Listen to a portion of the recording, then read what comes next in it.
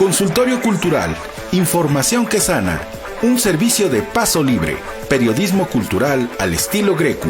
Conducen Eduardo Cruz Vázquez y Rafa Mendoza. Conéctate a nuestro canal en YouTube y portal Paso Libre del Grecu. Envía tus preguntas a consultoriocultural@grecu.mx. Suscríbete, participa y comparte. Consultorio Cultural, información que sana.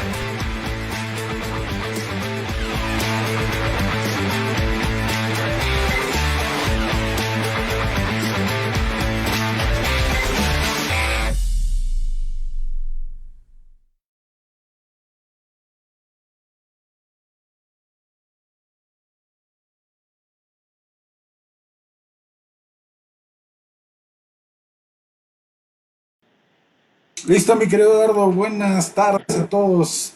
Ya estamos en este consultorio cultural de hoy, 1 de julio de 2020. ¿Qué tal, Eduardo? ¿Cómo estás? Buenas tardes, mi querido y distinguido amigo Rafa Mendoza. Muy buenas tardes a todos quienes ya están sintonizando este canal del Grecu de Paso Libre. Hoy miércoles 1 de julio del año 2020.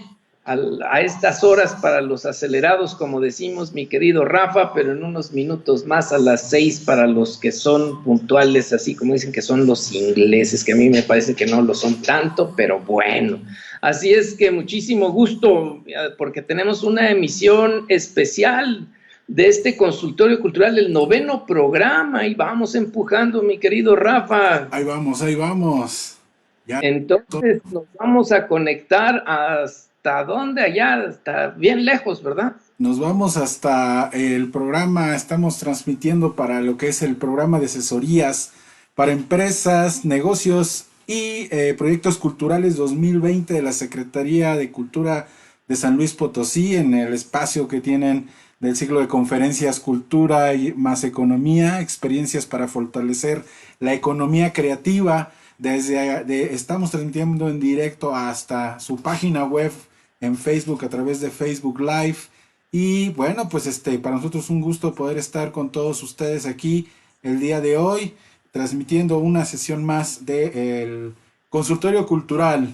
Así es, querido Rafa, pues como siempre les decimos que es un gusto que estén aquí siguiendo este servicio de Paso Libre y del Grupo de Reflexión sobre Economía y Cultura. Recordemos que estamos cumpliendo 11 años digamos, en este tránsito de junio a julio, y el próximo 16 de julio este Paso Libre estará cumpliendo un año ya al aire, ¿no? Y también recordarlo como cada semana, que esta emisión está hermanada, va en colaboración también con nuestra casa de estudios, la Universidad Autónoma Metropolitana, la Coordinación General de Difusión, que preside el maestro Francisco Mata, y que, bueno, tenemos una relación de complicidad de proyectos, no solo los que me vinculan naturalmente a la universidad, sino también a través de este Grecu y de Paso Libre. Y como cada semana, mi querido Rafa, ahí se están escuchando las campanadas de catedral, y eso que estoy en Miscuac, hermano, ¿eh? Exacto. Imagínate, ¿eh?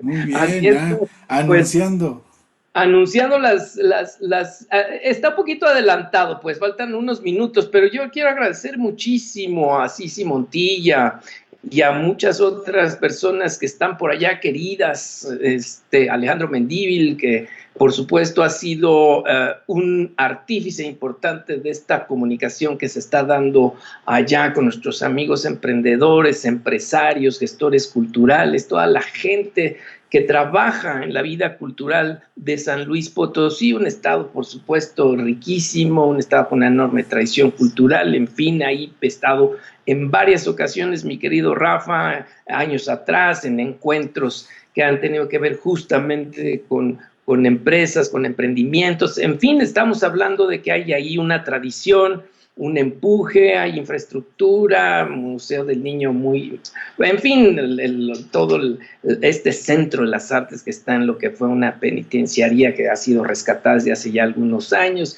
¿Qué puedo decirles, mi querido Rafa, a todos nuestros amigos que ya están sintonizados aquí, conectados con Grecu TV, con Paso Libre? Y antes de entrar directamente con ellos, mi querido Rafa. Por ahí teníamos rezagadas unas preguntas que no alcanzamos a responder la semana pasada. Si me haces el favor de recordarnos esta deuda con una de nuestras televidentes, digámoslo de esta forma, mi querido Rafa. Así es, mi querido Eduardo. Sí, efectivamente, pues también invitarlos a que se sumen a seguirnos a través de nuestras redes sociales, @GrecoMX en Twitter, en Facebook también estamos como GrecoMX, nuestra página, y a través de Paso Libre, en https://paso-libre.greco.mx.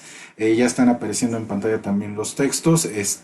Sí, tenemos dos pendientes preguntas de Karina Asensio. Ella nos escribe desde lo que es, para ir entrando en la dinámica de las preguntas, ella nos escribe desde Monterrey. Ella es estudiante de gestión cultural en la UDG. Nos dejó dos preguntas muy puntuales. Y bueno, vamos a ver, la primera de ellas es: ¿cuáles son los caminos o ventana que hay que voltear a ver para empezar a construir bases que garanticen condiciones laborales dignas para los que trabajan para la cultura sin ser propiamente artistas, o que dejen de ser artistas cuando se involucran en la operación de programas artísticos para el Estado? Vamos, yo creo que con esa primero y luego enlazamos la segunda. Estamos, creo, teniendo un pequeño problema. ¿Estás recibiendo? Sí, te la repito. Dice, ¿cuáles son no. los caminos? Ya la escuché. Lo Okay. que pasa es que de pronto te me congelaste tú aquí. Sí, aquí también a mí. Así como en Los Encantados, ¿te acuerdas cuando estaba chiquito? De que te tocaban y decías, ay, te quedas. El trabajo costaba. Mira, Karina, ¿verdad? Es nuestra... Sí, Karina Asensio. La consulta. Bueno, estos temas son bien interesantes porque justamente a raíz del estudio para salir de terapia intensiva de Cultura UNAM que abordamos la semana pasada y que hoy en Paso Libre está otro texto mío, ¿verdad? Tiene que ver justamente porque es alguna de las preguntas que están muy vinculadas a este tema sobre el empleo, para analizar la situación en el contexto de la pandemia, ¿verdad? Cómo le ha ido en la feria esta terrible de la pandemia a los trabajadores de la cultura, que por lo demás es una categoría que no existe formalmente. Y aquí el asunto justamente, Rafa, como sabemos, es que no podemos desligar el problema del empleo en nuestro sector al resto de la economía. Entonces, tenemos un rezago muy importante de muchos años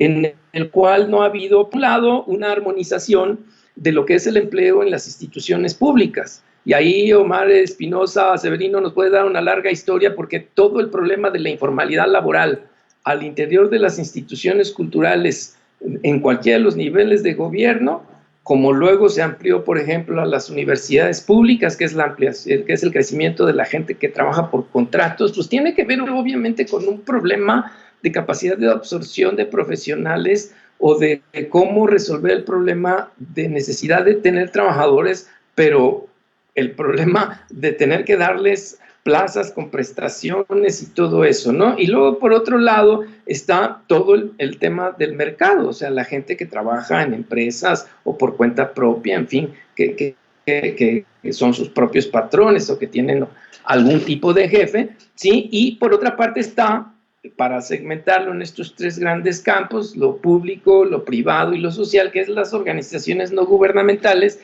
que salvo excepciones, la mayor parte de estas ONGs pues tienden a no contratar formalmente a sus empleados, sino les pagan por ahí, en fin, o los inscriben con cotizaciones muy bajas. Es un problema, Karina, muy difícil, muy complejo, que por supuesto los gobiernos, y no es solo el de México, el de ahora, el de los de antes, pues les pasa a los franceses, les pasa a los norteamericanos. Es una dislocación mundial del empleo, que en el caso de cultura, ¿verdad? Pues tiene su propia expresión por el tipo de actividades que cada quien desarrolla. Entonces, por el momento, como podría haberlo dicho hace algunos años, las posibilidades de que el mercado se armonice, Rafa, de que encontremos pronto bien pagado un empleo si lo buscamos, o que podamos crear empleo si somos gente que quiere generar una empresa o subcontratar personas, pero para darles buenos ingresos, en fin, todo lo que es la armonía del empleo, por supuesto, va a demorar muchísimo tiempo, va a ser muy difícil. Mi querido Rafa, amigos que nos están viendo aquí en Consultorio Cultural a las 6 de la tarde con 6 minutos en esta transmisión con nuestros amigos de la Secretaría de Cultura del Gobierno del Estado de San Luis Potosí, va a ser muy difícil encontrarle una solución a esto. ¿Qué es lo que queda, Karina, en ese sentido? Pues lo que hemos hecho todos y que van a seguir haciendo las próximas generaciones, que es obviamente tratar de encontrar las mejores.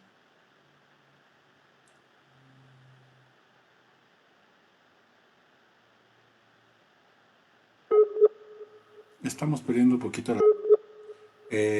obviamente es una cuestión de transmisión. En algunas zonas de la Ciudad de México están restringiendo un poco. Hemos notado que ha habido un detenimiento en el flujo de determinadas señales.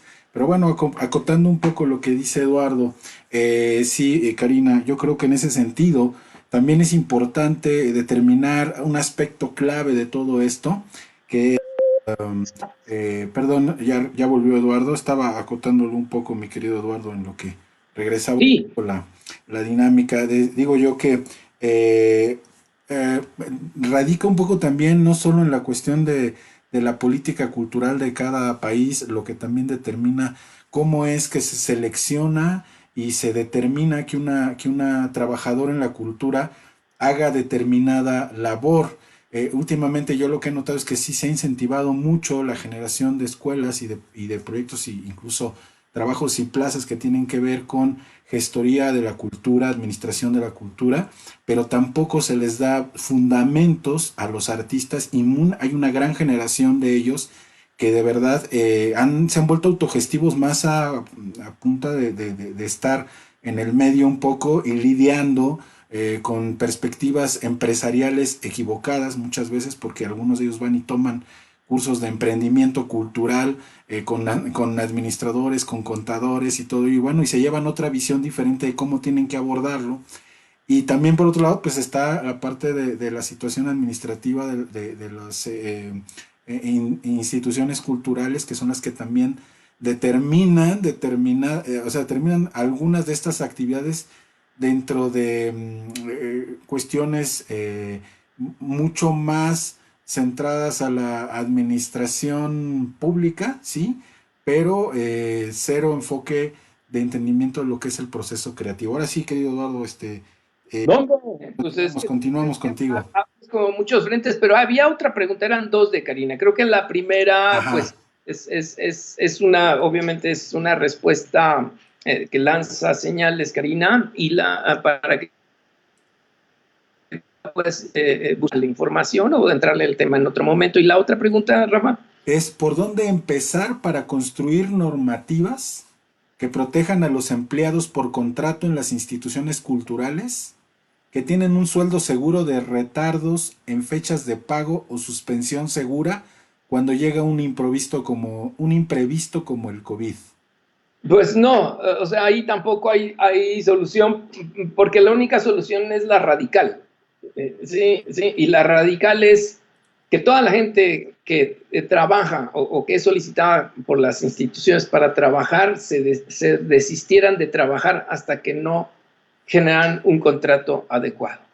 ¿Sí? Es propiamente organizar una suerte de movimiento gremial en el cual todos estos trabajadores informales terminan por buscar la manera de ser formalizados. ¿Sí?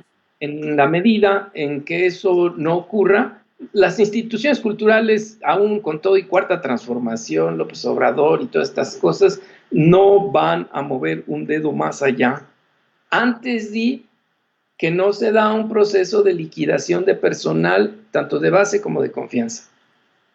¿Sí? O sea, incluso pudiera darse un riesgo en un momento dado de achicamiento del aparato que pusiera en la calle más gente de la que ya Sí. Algo que el presidente no le va a entrar es justamente a romper relaciones laborales con sindicatos para buscar la liquidación de esos trabajadores. Entonces va sobre los de confianza, Rafa. Así es. ¿Sí? Y se va sobre sobre los informales, que son todos estos que trabajan por contrato o por obra. Entonces, es muy difícil que en este gobierno vaya a suceder algo en eso. Los que dependen de este tipo de contratos van a tener que seguir sorteando eso y van a tener que seguir, se dice, apechugando, Rafa. Pues sí. Apechugando, o sea, no hay alternativa, como los proveedores. La otra vez leíamos que Pemex le debe casi 200,000, oigan, 200,000 millones de pesos a sus proveedores. O sea, herencias y las actuales. ¿Qué hace un proveedor a Pemex que tiene un contrato, por decir Rafa, de 100, 120 millones de pesos en plataformas, servicios de alimentación, veto a saber? Y Pemex le dice, debo no niego, pago no tengo. Así es. ¿Demandar a Pemex? ¿No? Entonces es muy difícil, ¿verdad, Karina? Pero realmente es que son de esas cosas en las que me dice Eduardo, ¿hay solución? No. ¿Cuál es entonces qué tengo que hacer? Aguantar vara. No hay alternativa, Rafa. No existen No las hay manera. normativas. No hay manera. Entonces, pues, que hay gente privilegiada entre las que me cuento, que tenemos espacios de trabajo en donde podemos gozar de muchas ventajas que da, en este caso, la universidad pública, sí. O sea, las universidades públicas, si alguien puede entrar a una universidad pública, lo va a sentir inmediatamente, ¿no? Pero eso se vuelven, y lo entiendo, Rafa, islas de privilegio, pero son las 6 de la tarde con 12 minutos. Seguimos conectados con nuestros amigos de San Luis Potosí, Rafa, de la Secretaría de Cultura, del programa de asesorías para empresas, negocios y proyectos culturales en este ciclo de experiencias Cultura más Economía.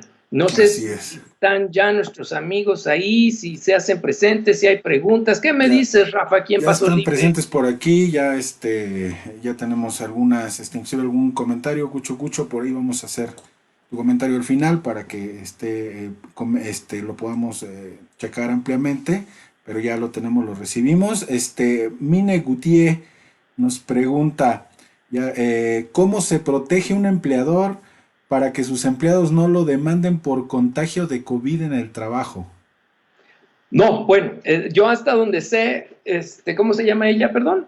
Mine Gutié. Mine, bueno, hasta donde sé todavía no ha salido ninguna normativa en ese sentido. O sea, hay toda una política de previsión y de salud en el trabajo y hay normas ya que se establecieron, pues, de higiene, etcétera, ¿no, Rafa? Así es. Pero evidentemente todavía no hay una sanción hasta donde yo tengo conocimiento. Si hay alguien ahí que nos escucha y nos ve, nos puede sacar de esta laguna. Sí, no hay manera de castigar o de penalizar eso, ¿no? Simplemente yo creo que lo comentábamos en el caso de los recintos culturales, Ujú. de muchas de las actividades presenciales que requiere nuestra cultura, en el cual, digamos, el riesgo, ¿verdad? Y la forma de evitar los riesgos va corriendo por parte de los que ofrecen los servicios, ¿verdad? Y del usuario, porque hay una serie de elementos que pueden dar ese margen para que las cosas funcionen bien, ¿sí? Ujú. Pero pasado ese catálogo, esa serie de indicaciones que se deben de cubrir, pues evidentemente quedamos en manos y la buena disposición de las personas y de las empresas y de las instituciones, de la conducta social. Entonces, salvo haya ahí algún ordenamiento del cual pues no tenemos conocimiento en este momento, lo único que hay es la autorregulación, ¿no, Rafa? La Claro, de posibilidad. hecho, en la Ley Federal del Trabajo, bueno, existe lo que significa riesgo de trabajo, pero obviamente se determina en base a las actividades de cada empresa y eso implica que hay un margen para contemplar lo que son, bueno, afectaciones directas que realmente tengan que ver con el desempeño laboral. Ahora, el otro problema es que una vez que tú haces una denuncia, una demanda, como en cualquier otro aspecto legal, pues tienes que demostrar que el empleador te expuso a determinado contagio de COVID en la zona de trabajo donde estás. Sin embargo, ¿Qué tal si esto ocurrió en el transporte? ¿Qué tal si ocurrió en tu casa? Es muy complicado poder probar desde la perspectiva del trabajador. Tal vez lo que sí podría ser mucho más significativo, o por lo que sí podría en un momento dado demandarte, es por la ausencia de elementos que tú no hayas implementado determinados procesos que, insistimos, aún así no están totalmente definidos por la Secretaría ni de Salud, creemos, ni la Secretaría del Trabajo, al parecer todavía no ha emitido algo así como un boletín a ciencia cierta de las precauciones que deben tener, es decir, distancia de mayor de tantos metros en una línea de ensamble, o en el caso de la gestión cultural, pues cómo separas a los músicos, pues muchos de ellos tienen que tocar cerca, entonces es complicado, pero yo creo que el elemento clave es ese, la prueba, la carga de la prueba de cómo te contagiaste en el trabajo dependerá de los elementos que cada institución defina como posible factor de contagio, y obviamente pues ahí es un proceso que justamente mucho del desempleo que se generó a raíz del COVID pues tiene que ver con esto. Hay empresas que de plano le dijeron a la Secretaría del Trabajo, prefiero que me demandes ahorita, ya veré después qué hago, pero ahorita tengo Claro. que salir adelante. Y esa es una situación complicada. Pero sí creo que depende mucho de promover y demostrar que efectivamente el contagio se dio en el trabajo, y en este caso pues es más complicado. Si para encontrar Claro. ¿cómo dicen? Al enfermo cero ha sido un relajo, ya pasamos por un pangolín y y al rato que fue un armadillo, o sea, no hemos podido, Claro. imagínate, pues para determinar en dónde te contagiaste, muy poca gente sabe dónde se contagia. Bien, Así es. vamos a la siguiente, mi querido, ¿Qué más ¿te tenemos, parece? Víctor? Sí, adelante. Nos dice Josué Sánchez Castillo, ¿qué perspectivas tenemos para el sector cultural en el corto y mediano plazo? Anda, como me dijo Julio Santaella el otro día que andaba ahí queriéndole llamar la atención, me dice, esa pregunta está de examen, ¿no? Exacto. Mira, y es un tema muy interesante, Josué, porque al final de cuentas, para responderla también implica, y esta es una sugerencia para todos nuestros amigos que están viendo esta transmisión del consultorio cultural a las 6 de la tarde con 18 minutos de este miércoles 1 de julio, sí, tiene que ver con el conocimiento del sector. Yo suelo recurrir a una suerte de reduccionismo para poderle transmitir a todas las personas, a todos los colegas, a los estudiantes, en fin, la gente que no está familiarizada con estos temas. Esta que hacíamos hace un momento en el caso del empleo, ¿sí? Que es cómo estamos en el sector público, cómo estamos en el sector privado, o sea, el mercado, y cómo andamos en la parte de lo que es la sociedad civil o las organizaciones no gubernamentales, y a veces suelo incluir en este segmento la parte importante de las universidades públicas, de las instituciones de educación superior, sean privadas o sean públicas. Entonces, Josué, si tú haces este pastel, rebanas este pastel en estas tres porciones, tú mismo me podrás decir, y me gustaría lo comentaras ahí en el chat, es cómo vemos el tema del empleo a mediano y largo plazo, o de las capacidades de las instituciones públicas, mi querido Rafa, entre esto que resta del 20 y el año 21. Sumamente difícil, o sea, no vemos por dónde vaya a haber mayor inversión. ¿Qué quiere decir esto? O sea, que la caída de la productividad, ¿verdad?, del sector público no solo está en el suelo, sino que seguramente lo va a estar el año próximo, si me preguntas. O sea, ¿qué veo por ahí? Prácticamente de crecimiento, como dicen los economistas, ¿no? O sea, de hecho, los datos que van saliendo del INEGI, ya sea por trimestre o por mes, son verdaderamente terribles. Bueno, pues esa es la ventaja de la economía, tener los números. Cuando tú te vas al mercado, Josué, pues es la tablita de salvación de mucha gente. O sea, de la mayor parte del empleo está localizado en el mercado, no está en las instituciones culturales como se llega a pensar. Incluso me atrevo a decir, Rafa, no está ni siquiera entre la gente que le sirve a las instituciones culturales, o sea, que es contratada por las instituciones culturales, ¿sí? Porque eso lo puedes medir muy fácilmente por los techos financieros y presupuestales que ejercen. Entonces, si tú te vas al campo del mercado, te vas a dar cuenta que obviamente hay más lana en el mercado. ¿A dónde se va esa lana y en qué condiciones? Ese es otro asunto. Pero para seguir con lo que Josué le inquieta, bueno, es la única perspectiva de salir del atolladero está en el mercado, es la inserción de personas, de bienes y servicios en el mercado.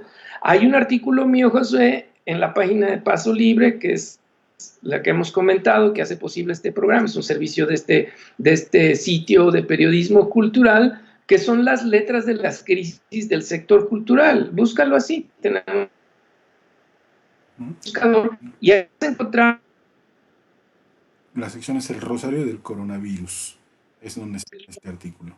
De la del sector, así es, y entonces tiene forma de U, ¿sí? La crisis, o sea, hemos venido hacia abajo desde 2018, 2019, estamos empezando la curvita de la U, vamos a estar en el piso, no sabemos cuánto tiempo, yo calculo que por lo menos un año más, o sea, yo calculo que habrá una recuperación franca hacia el segundo semestre del año próximo en el mercado, ¿sí? Y luego vamos a empezar a subir, ¿para recuperar qué? Los niveles que podríamos haber tenido más o menos optimistas hacia el 2018, 2017, ¿sí? Que no eran tampoco fabulosos, pero estaban mejor, obviamente, que como estamos ahora. Y luego en el último caso, mi querido Rafa, amigos que nos ven en este espacio del Greco, bueno, que bien puede dar la sociedad civil, así las organizaciones no gubernamentales, está por salir, ahora, en las próximas semanas debe darse a conocer el informe de donatarias del 2019. Va a ser muy interesante saber cuánto dinero entró a la actividad cultural vía donaciones. Yo ahí también tengo trabajos en Paso Libre en el que analizamos el informe disponible, que es el del ejercicio fiscal 2018. Hombre, no es mucho dinero, Rafa. ¿No? Estamos hablando que en 2018 eran poco más de 2,000 millones de pesos lo que había circulado. Pero bueno, si tomas estos, Josué, para cerrar la respuesta, si tú tomas estos elementos, ¿verdad? Vas a poder tú mismo elaborar tu mapa de cómo crees que va a salir se va a salir de la crisis. La conclusión, ¿cuál es, Rafa? Amigos que nos sintonizan aquí en Consultorio Cultural, en esta emisión especial dedicada a nuestros amigos de la Secretaría de Cultura de San Luis Potosí y a sus alumnos y todos los colegas que están en este programa de hacer. La única opción que va a haber en un año más va a estarse en el mercado. Y la disputa en el mercado, Rafa, usted que sabe tanto de industria musical, pues las patadas van a estar durísimas, hermanito. Pues, ya están. ¿qué hacer? ¿No? Sí, justamente nada más para cortar y cerrar ese aspecto, mi querido fue Josué, sí, nada más, yo creo que es importante ver que sí, pese a que están existiendo muchas acciones por parte de varios sectores o varios grupos dentro del sector cultural, muchos están apostando a la acción directa para a manera de conjuntar y de cohesionar los esfuerzos. Sin embargo, sería importante e interesante que trabajasen de una manera un poquito más estratégica, porque algunos de ellos justamente solo han tratado de resolver lo inmediato, y está bien, la acción se resuelve de forma rápida, temporal, pero para una solución de fondo creo que está haciendo también, está haciendo falta trabajar en una manera más estratégica, no solo para abordar el problema que se va a estirar un poco a poquito, como dice ahora, el último año, sino para aprovechar justamente para cuando existan mejores condiciones echarlo a andar como un plan más de fondo. Yo creo que esa es una de las perspectivas que se están perdiendo un poquito en el corto y mediano plazo. Bien, bueno, vamos, seguimos. Gabriel. Seguimos, Rafa. Río de la Loz anda por aquí, nos manda saludos. Un saludo a mi querido Gabriel, nuestro colega Grecu. Angélica Bellera también anda por acá. Angie, un saludote. Mine, ahorita damos tu pregunta, Mine. Vamos a darle una opción a alguien que ya también hizo una pregunta. Sisi Montilla te manda saludos, mi querido Eduardo, desde Querétaro también. Te manda un saludote.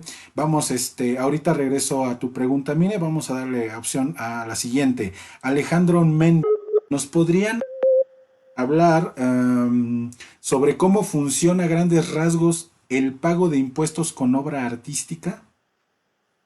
El famoso pago en especie. Bueno, eso hasta donde sabemos, pues esto ha estado centrado fundamentalmente en lo que son los artistas plásticos, o sea, los escritores no pueden dar poemas a cambio de condonación de impuestos, ¿verdad? Los cineastas no pueden entregar unas firmas de autógrafos a cambio de condonación de impuestos, en fin, sabemos que esto es una medida que se adoptó hace ya muchas décadas y casi que ha beneficiado fundamentalmente a los artistas plásticos. Todo esto lo maneja la Secretaría de Hacienda. Estaban desmantelando el área cultural de la Secretaría de Hacienda. Había de hecho un ofrecimiento, recordaremos allá en las épocas de campaña de hace 2 años, de que la actividad cultural de la Secretaría de Hacienda, incluyendo todo este tema del acervo del pago en especie, iba a pasar a la Secretaría de Cultura. Pero en esencia, pues son ellos nada más. Existen ciertas condiciones técnicas que en este caso voy a obviar por esa misma naturaleza, pero son solo los artistas plásticos. Ha habido diferentes voces, siempre se ha acusado una suerte de exclusión, pues, de los demás artistas, discriminación, que es una palabra de moda, en el cual dirían todos coludos o todos rabones, ¿verdad? Pero pues resulta que han logrado y se ha sostenido esto, y hay un acervo, pues por supuesto, muy importante, pero hay estudios, los pueden googlear, pueden buscarlos, en donde se acusa que gran parte de ese acervo no vale un peso. O sea, en fin, se les ha condonado los impuestos, pero tampoco tiene valor en mercado, que no sería la preocupación de Hacienda, pero se tiene que monetizar de alguna forma. En fin, entonces, ¿cuál es mi postura sobre el pago en especie? Que por supuesto debería desaparecer. Creo que si a todos nos exprime Hacienda y el SAT, mi querido Rafa, hay que exprimir a todos juntos, y me refiero también a los grandes empresarios. En fin, tendríamos que tener una política fiscal en verdad justa, distributiva, pareja, entre todos los que pueden trabajar y deben de pagar impuestos. Porque, por cierto, hoy busquen por ahí, entre paréntesis, discúlpenme, pero es que es inevitable, busquen la entrevista que le hizo Ciro Gómez Leiva al dueño de Aeroméxico, al presidente del Consejo de Administración. ¿Con qué cinismo? Habla de cómo se quedó con el TUA de no sé cuánto tiempo para financiar Aeroméxico, y dice, vamos a honrar nuestras deudas, ¿sí? Pero en fin, ese es el problema. O sea, un empresario que se toma la lana del derecho de uso de aeropuerto y meses ya, tiempo después dice, está bien, ya les voy a pagar. En fin, ¿qué otra cosa tenemos pero por ahí? Ayúdenme. Sí, no, increíble eso. Sí, bueno, Acoto, Mine nos preguntaba que no conocemos la zona, Mini, bueno, a menos que lo conozca. Dice, ¿cómo se puede continuar haciendo negocios en Avenida Carranza o en Ave Carranza? No sé si se refiere a Avenida, cuando nadie se puede estacionar, sí, en la avenida, en Ave Carranza, prohibieron, se estacionan en la calle. La mayoría de los comercios pequeños han cerrado por la contingencia y ahora sin estacionamiento público en la avenida será aún peor. Una de las cuestiones fuertes de como emprendedor cultural, mi querida Mine, es pues justamente determinar en qué lugar puedes desarrollar un proyecto. En la Ciudad de México ocurre mucho, por ejemplo, en la colonia Roma, en la colonia Condesa, que existen muchos centros, teatros pequeños, microteatros, bares, lugares que hacen eventos musicales, también en zonas donde están edificios que, bueno, que muchos de ellos no están realmente en condiciones para darlo, y a pesar de estar sobre avenida por su exposición, pues también complican mucho el tráfico a ciertas horas. Entonces, justo es un problema, mi querido Eduardo, de los espacios culturales, que tiene No, que ver con los espacios culturales un poco en broma, independientes. Mine, pero sí, pues, o Uber o bicicleta a tus clientes, no sé, Sí, yo premiar creo a que ya tus hay clientes porque alternativas. lleguen, o a los clientes que lleguen. Todos los centros históricos y las zonas, como menciona Rafa, en las grandes ciudades de nuestro país, en fin, es un problema generalizado. Aquí hay que estar convencidos de que el buen cliente va a llegar, y que acaso una estrategia de marketing que sea ofrecer ciertas condiciones al cliente para que pueda llegar hasta allá y se sienta estimulado a llegar, ¿verdad? Decir, vale la pena ir hasta allá. Ahora, Así creo es. que la pandemia nos ha leccionado, Rafa, amigos que están aquí en este consultorio cultural del Paso Libre y del Greco a las 6 de la tarde con 30 minutos, y algo nos ha leccionado, pues es la venta a través de línea, ¿no? Y la posibilidad posibilidad. A lo mejor hay que inventar, fíjate, Mini, a lo mejor ahí está la idea, ¿por qué no te inventas un Rappi cultural o un Uber Eats cultural? O sea, digo, finalmente hay gente que ha estado dispuesta, más allá de la pandemia, o sea, está dispuesta a pagar porque le lleven las cosas a su casa porque no tiene ganas de salir a enfrentarse. Ya olvídate del estacionamiento, el puro tráfico más el estacionamiento se vuelve más traumático. Para las empresas culturales que están ahí, por lo que entiendo, Mine, pues a lo mejor la solución es una buena estrategia de marketing o una buena distribución del producto a través de servicios especializados. ¿No, Rafa? ¿Tenemos algo más, hermano? No, sí, tenemos más. Cerramos esta nada más diciéndote, Mine, la tendencia para el marketing, tanto de cualquier nivel, cultural, social, de nicho, etcétera, va a ser la experiencia. Si tú aprendes a desarrollar e impulsar lo que es la experiencia de llegar a tu local, de prepararte para ir o de permanecer en él, eso seguramente te va a permitir delimitar un determinado sector de clientes más, más específico, que no significa que por ser pequeño sea menos rentable. Entonces también esa es una forma de ver esa circunstancia. Héctor Pulido Vega nos dice, saludos, buena tarde. A 2 años del cambio de régimen, ¿cuál es el estado actual de los derechos culturales, la diversidad cultural, la cultura comunitaria y las políticas culturales? ¿Será necesario solicitar el cambio de capitán en el sector cultural o mínimamente que se publique cuál es el plan sectorial de política cultural, mi querido?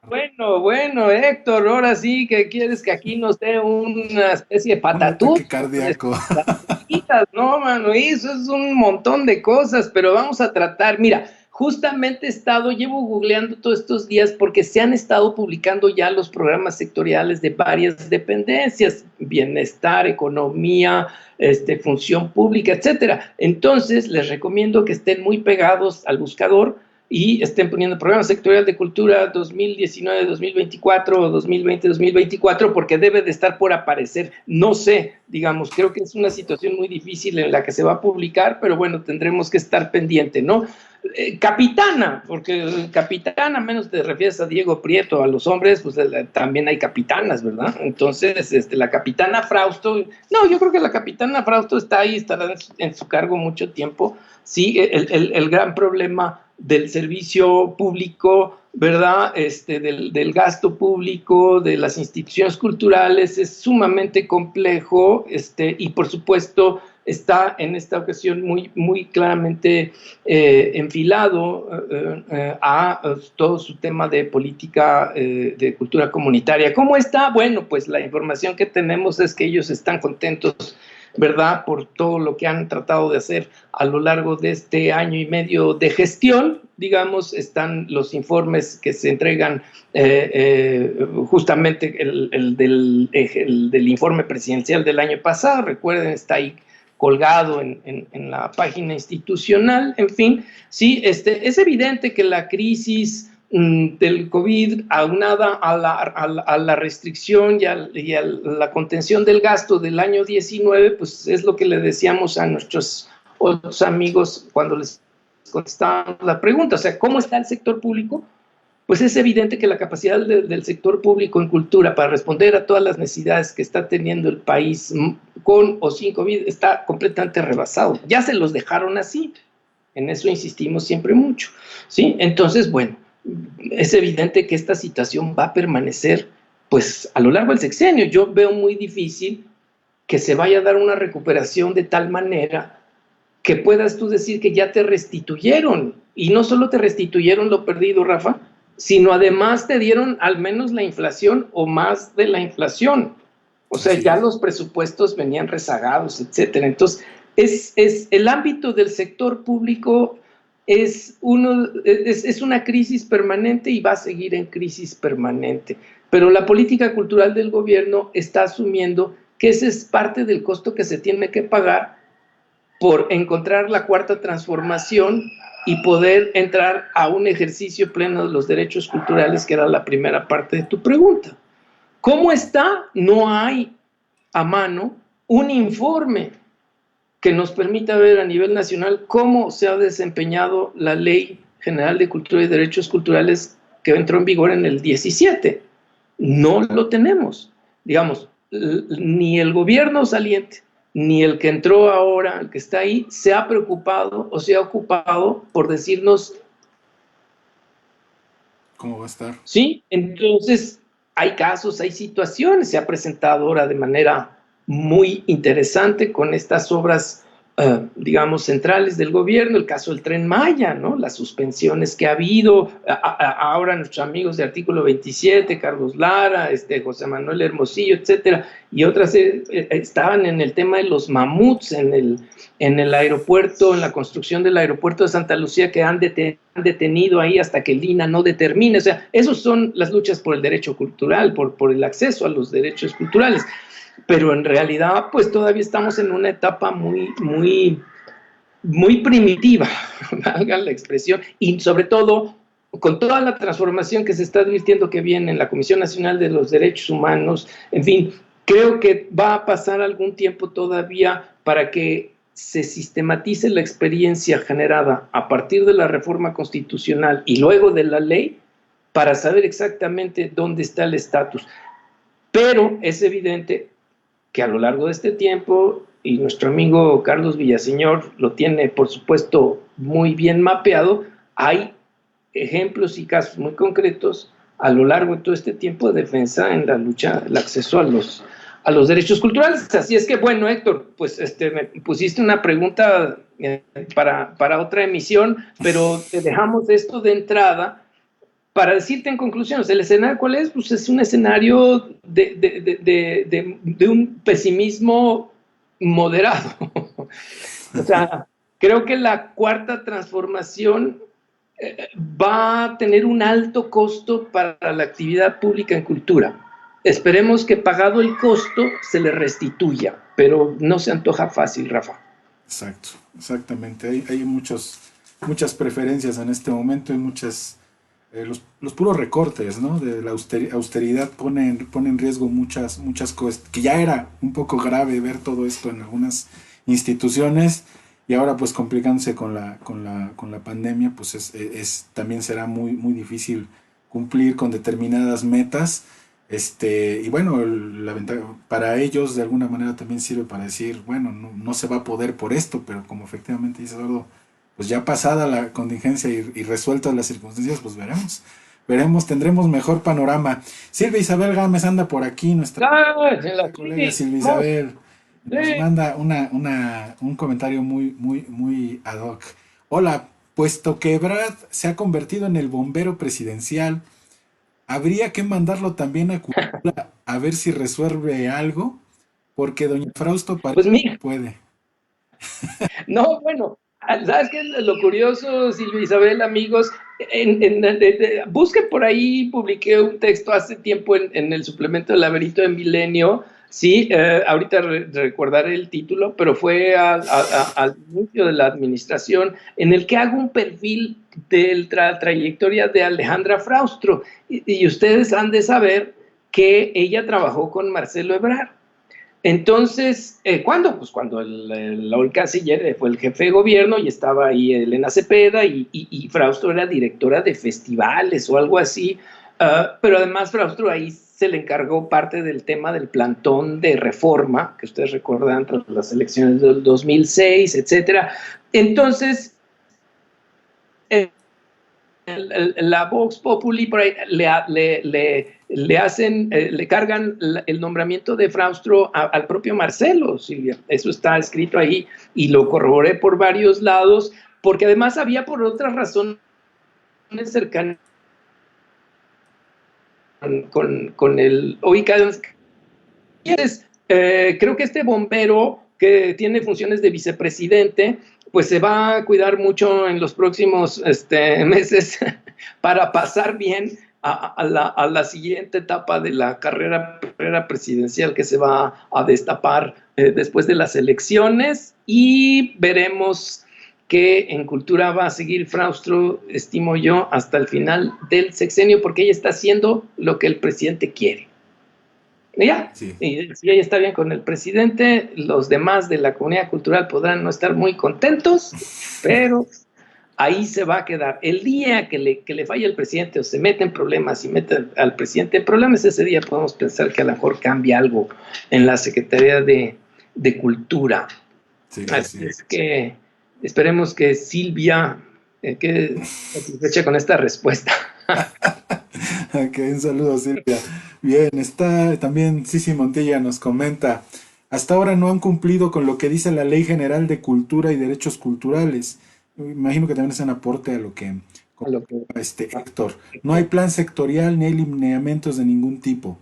Eduardo, ¿tú crees que seguiremos en esta política cultural del paño tibio de los pequeños estímulos que medio sostienen algunos sectores, actores del sector cultural?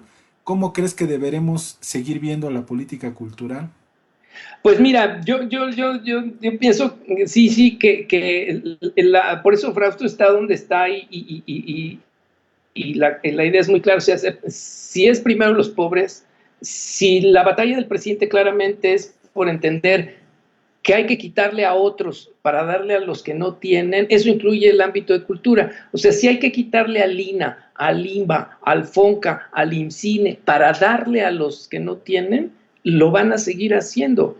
¿Sí? O sea, esa es la cuarta transformación. ¿Sí? Entonces, el presidente jamás va a pensar que antropología tiene oficinas en los estados, que hay que hacer investigación, jamás va a pensar que existían recursos para los estados para poder fondearse, jamás. O sea, la política del presidente es, ustedes gobernadores, a ver cómo le hacen.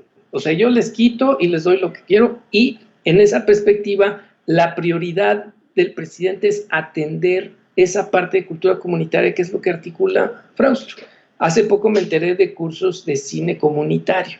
O sea, todo esto se va a acentuar, por lo menos de aquí a las elecciones, que es donde está la base electoral del presidente. ¿Sí? Entonces, sí, yo creo que todos estos temas que son de nuestra preocupación, que le ha invertido mucha gente tantos años de estudio, dedicación, que ha costado tanto trabajo levantar instituciones en los estados, proyectos, todo eso al presidente no le preocupa. ¿Sí? Y en esa medida, Fraustro obedece a eso, no le preocupa que mientras ella esté en paz en eso, lo otro no va a cambiar. Entonces, por lo tanto, a lo mejor dentro de unos años, el INA, el FONCA, los proyectos esos que nosotros creemos que son importantes, recuperan parte de lo perdido. Pero por ahora no creo que vaya a ser por ahí. Y es más, se va a profundizar esta política y lo van a ver ustedes en los presupuestos del próximo año, que van a estar de cuchilladas, ¿no? Entonces, creo que por el momento no hay más que una suerte de resistencia. Sí, Jorge Cepeda Patterson critica mucho, y entre esos me incluyo yo, dice, los sectores ilustrados están muy enojados con el presidente porque les quita universidades públicas, instituciones culturales, becas, libros, subsidios a instituciones diferentes, organizaciones no gubernamentales que sean cultura, etcétera. Pues sí. Y el presidente no le incomoda que tú y yo nos enojemos, pues, para decirlo de otra forma. Sí. Mientras siga fluyendo el recurso a través de Ella hacer, muy claro a dónde tiene, él está en su epopeya, y su así es. epopeya es primero los pobres, hay que terminar de entenderlo. Exacto. Ya, chao.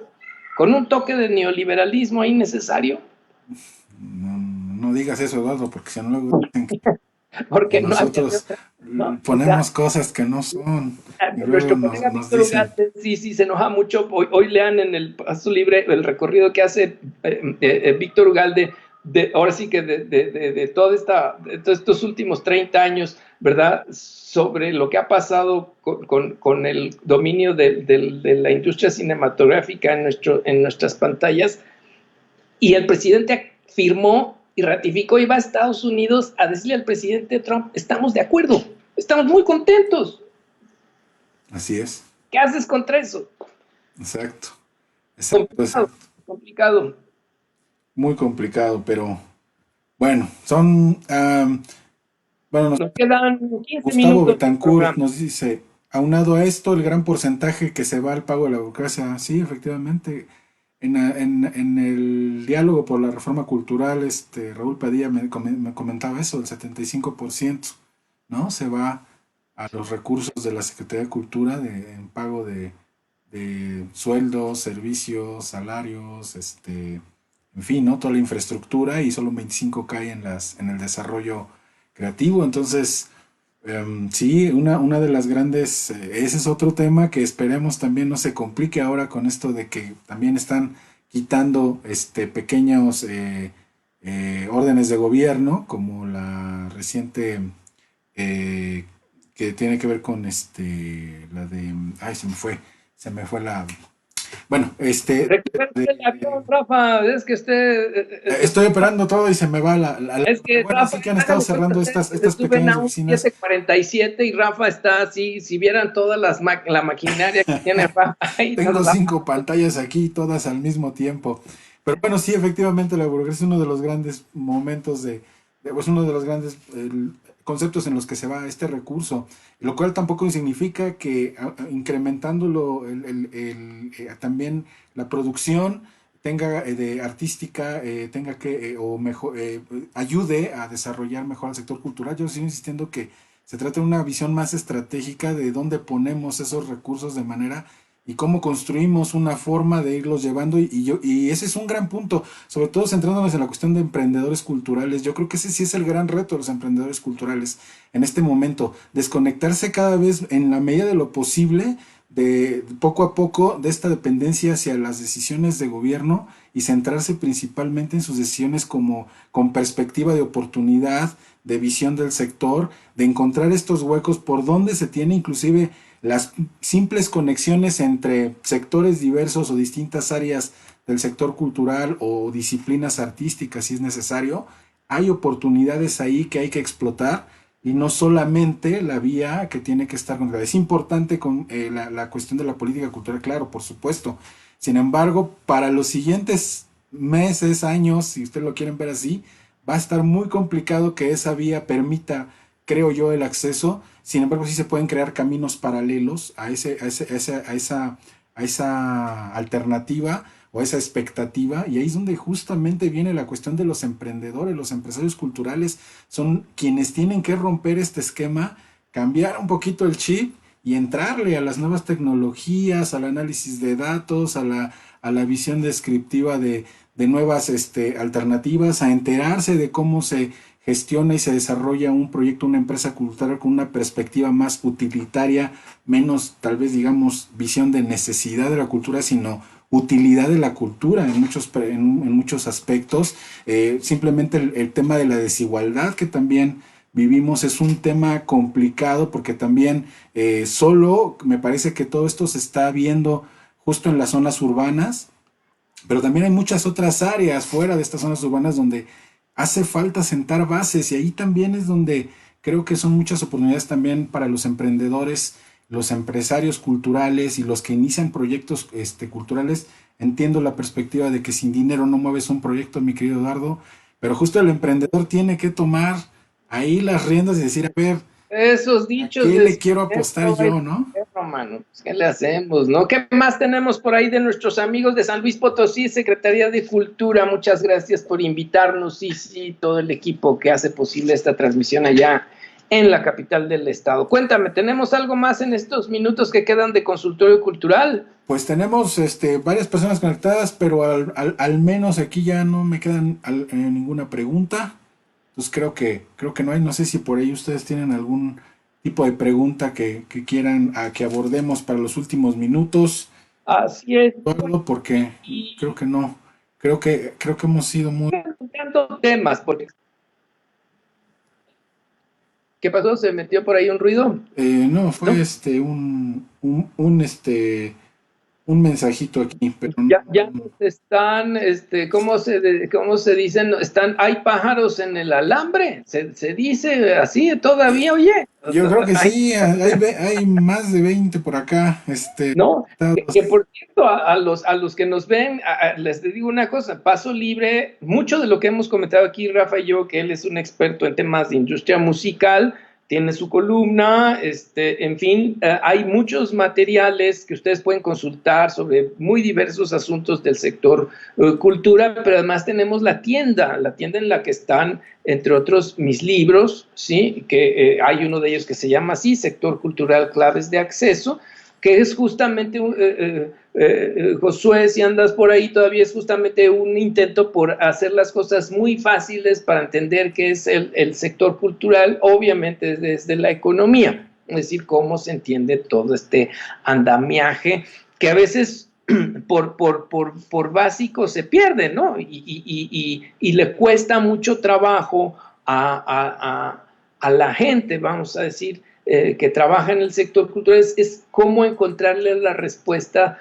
a muchas de las preguntas que se planteaban ya antes de la emergencia sanitaria y que se han profundizado evidentemente después de 3 meses y medio y que pintaremos prácticamente para un año perdido. Sí, ahora lo interesante es, en estos días de julio vendrán los datos del segundo trimestre del comportamiento del PIB por sectores y por servicios. Hace unos días el INEGI notificó cuánto cayó, 70 y tantos % cayó el sector más importante de nuestro sistema, que es donde se concentra gran parte de los bienes y servicios culturales, que es el famoso sector 71, cayó el 76%, o sea, más que manufacturas, más que todos, o sea, evidentemente, ¿por qué? Porque la liga que hay entre la actividad cultural, la movilidad y el acto presencial es muy fuerte. Y estamos hablando de un componente sobre todo de mercado, ¿sí?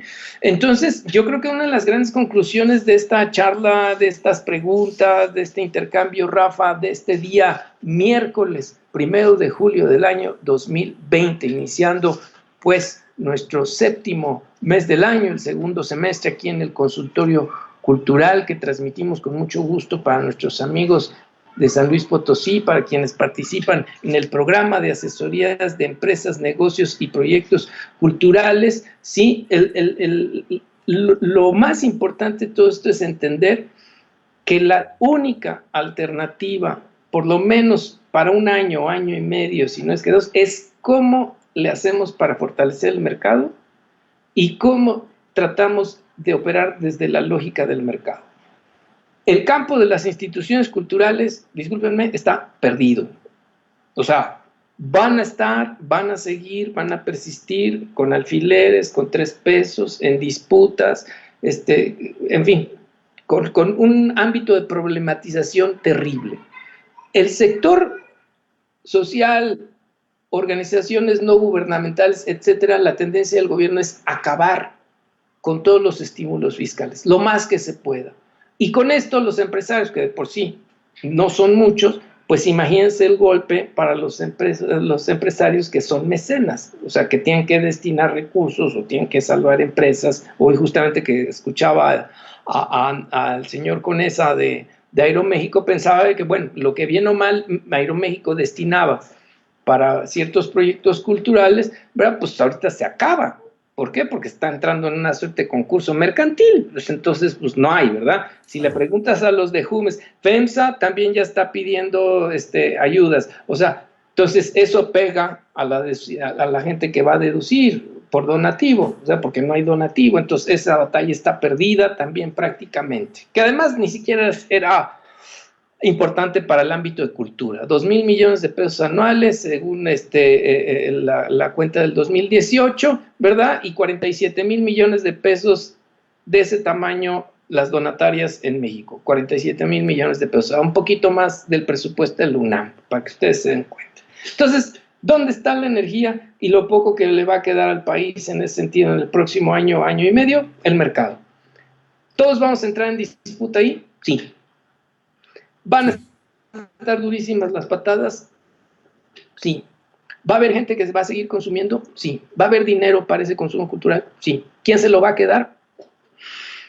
Pues ahí está, la industria fuerte del entretenimiento, obviamente una parte de las artes escénicas, usted maestro, la industria musical, cinematográfica, streaming, o sea, ese es el único ámbito, amigos, a las 6 de la tarde con 54 minutos, si ustedes revisan los datos del sector que concentra lo que llamamos cultura digital, es obviamente el único que no ha caído en estos meses, no solo no cayó, sino creció, o sea, se incrementó 6.58, una cosa así, a lo que va del año. Entonces, pues obviamente ahí va a haber, como tú lo decías hace rato, Rafa, ahí va a haber business, ¿no? Claro. Pero este es como un apretado resumen de lo que le espera al sector cultural y de lo que le espera a todos los que estamos en esto. Así Quienes es. desempeñamos en distintos sectores, Rafa, Así usted es. dígame de salida, nos O sea, quedan... hacemos de salir algunos comentarios, sí, sí, justo lo que más detiene al desarrollo de la industria digital en México es la falta más bien es la curva de aprendizaje que hay que utilizar para dar el salto hacia la era 4.0, que es ya definitivamente la era digital. Hay mucho por hacer todavía en ese sentido y mucho de ello tiene que ver desde las instituciones que no se han querido todavía inmiscuir en esos procesos o enseñar a sus alumnos esos procesos. Hay un estudio muy bueno de la Secretaría de Economía que hizo en 2015 con respecto a la implementación de la industria 4.0 en México y definitivamente el lugar más complicado o donde se nota que hay más problemas es justamente la relación entre las empresas, las escuelas y el desarrollo tecnológico es lo que puede marcar una tendencia para los próximos 10 años. Por ahí buscan ese dato. Pati Chavero andaba por acá. Saludos. El gasto de la burocracia cultural es falso. Ya se tocó el tema del empleo. Sí, es que no es tanto el gasto, sino, Sí, pero ahí hay ¿no? gustos, ¿eh? Yo sí quiero acotar algo, o sea, hacia finales de los setentas, cuando vino la expansión mayor de Bellas Artes, Rafa, amigos, a lo mejor algunos de los viejitos como yo lo recuerdan, el INBA llegó a tener más de 10,000 trabajadores de plaza, ¿sí? 10,000, ¿sí? Cuando de la Madrid y la crisis del 80, que muchos no habían nacido, le dieron un bajón terrible porque además se suprimió secretaría, se creó el programa de retiro voluntario, bla, bla, bla, bla, bla. Sí, o sea, la parte del componente sindical es una parte de esa llamada burocracia. Yo no estoy tan seguro, ¿sí? Si al tamaño de la institución corresponde realmente el tamaño de la masa trabajadora.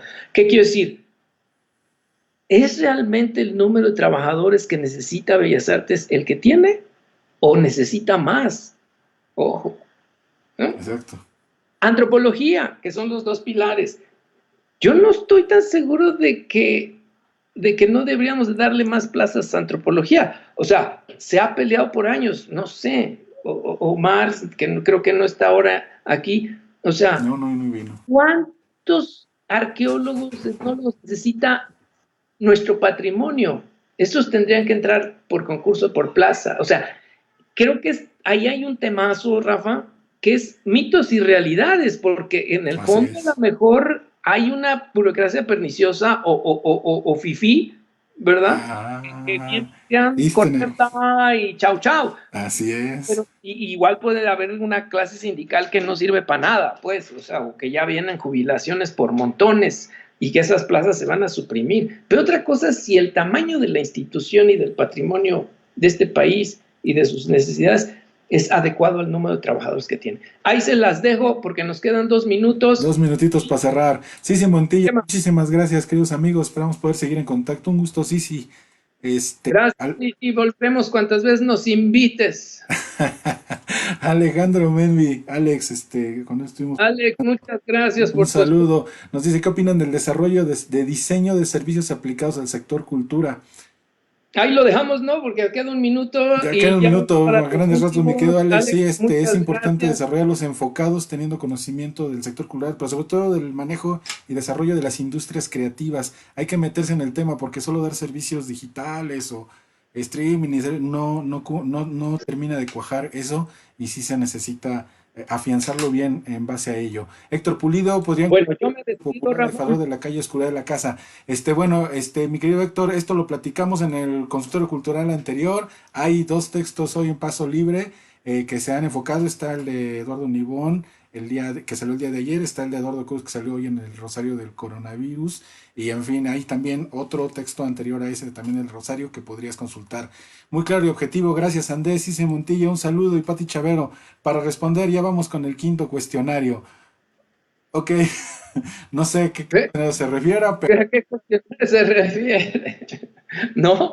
Pero bueno, yo les quiero decir a todos ustedes que siendo las 7 en punto, ha sido una emisión especial del Consultorio Cultural, un servicio de Paso Libre y del Grecu. Normalmente estamos Rafa, entre los 35 y 40 minutos. Acordamos con nuestro amigo Alejandro y con Sisi que este programa se iría a 1 hora. Aquí hemos estado con enorme gusto tratando de darles elementos de valoración para comprender esta muy difícil realidad que estamos atravesando, inédita, ¿verdad? Pero por supuesto el consultorio cultural, Rafa, es cada semana. Entonces, que alguien te mande o nos manden las preguntas y si gustan, el próximo martes, los que así lo quieran, podemos iniciar nuestra emisión del próximo miércoles 8. Que además va a coincidir con la presencia del presidente en Estados Unidos, así es que también podemos platicar un poco sobre eso. Va a estar bueno. Sí, le damos respuesta a lo que faltó, Rafa. Yo, por lo pronto, Eduardo Cruz, me despido. Les agradezco muchísimo su atención y, como lo digo cada semana y lo decía Cachirulo, adiós, amigos. Nos vemos aquí el próximo miércoles a las 5 para las 6 para los acelerados y a las 6 para los puntuales. Rafa, despides la emisión. Muchas gracias. Hasta pronto. Listo, mi querido Eduardo. Pues nada más agradecer a la Secretaría de Cultura de San Luis Potosí la oportunidad de participar en este increíble e interesante ejercicio. Al contrario, estamos muy conscientes de que seguramente ustedes tienen muchas más dudas. Están los otros videos en el canal de Grecu TV a través de YouTube, así lo buscan Grecu TV y llegan al canal. Ahí están las otras 8 emisiones, algunos de ellos con algunas respuestas a preguntas que también se hicieron el día de hoy. Entonces pueden revisarlo ahí. Suscríbanse al canal, suscríbanse al boletín de Paso Libre, es importantísimo porque en los próximos días vamos a presentarles un pequeño proyectito que estoy seguro les va a interesar. Entonces a través del boletín les vamos a hacer llegar la información y en algunos casos, quiero adelantar, vamos a necesitar de su apoyo para iniciar el monitoreo de un nuevo proyecto. Así que si les gustaría participar, bueno, pues es importante que estén suscritos al boletín, porque ahí les va a llegar la invitación. Solo los que están suscritos serán los que tengan acceso a esta nueva perspectiva, a este nuevo proyecto que el Grecu tiene junto con Paso Libre y Grecu TV. Así que les agradezco mucho el haber estado aquí el día de hoy a todos ustedes y nos estamos viendo en la siguiente emisión, mi querido Eduardo, la número 10 dentro de 8 días. Un saludo a todos, hasta la próxima. Consultorio Cultural, información que sana, un servicio de Paso Libre, periodismo cultural al estilo Grecu.